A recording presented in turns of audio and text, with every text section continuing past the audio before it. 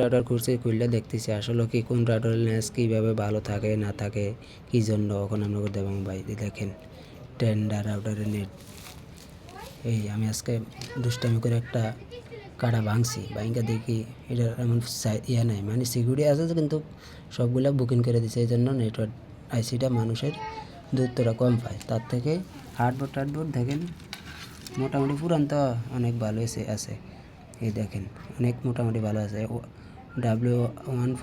ডাব্লিউ4 আছে 1 2 3 3 ফুট, এইসব টেন্ডার। আর এই পিসের মডেল এগুলো কিন্তু আগের রাউটার ভালো ছিল ওনকার ডুয়েল ব্যান্ডের রাউটার থেকে।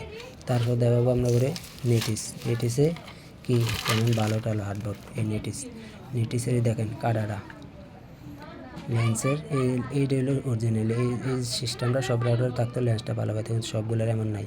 আজকে আমি দুষ্টামি করে ভেঙে দেখি যে নেটিসে সরস, এই জন্য এটারে লেন্সটা ভালো হয়, মানুষ দূরত্বটা পায়।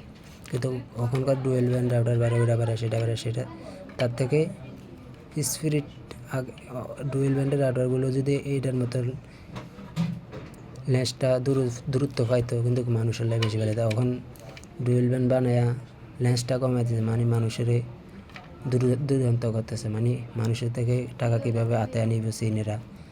দেখেন নেটিসের কী সিস্টেম, 300 MBPS রাউটার হইলে কী হইব, কিন্তু সব কিছু কী ডাটাও দেখেন।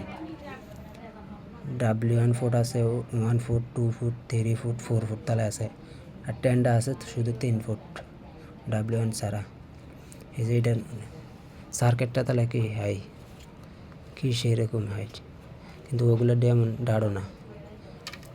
সব রাউটার যেমন করে বানাইতো তৈলে তো ভালো ছিল। এখনকার রাউটারের মানুষের টাকা নিয়ে দেয়, কিন্তু লেন্স টেস কম, মানুষ চালায় মজা পায়নি। দেখেন আগের পুরান মডেলের রাউটারে ভালো ছিল।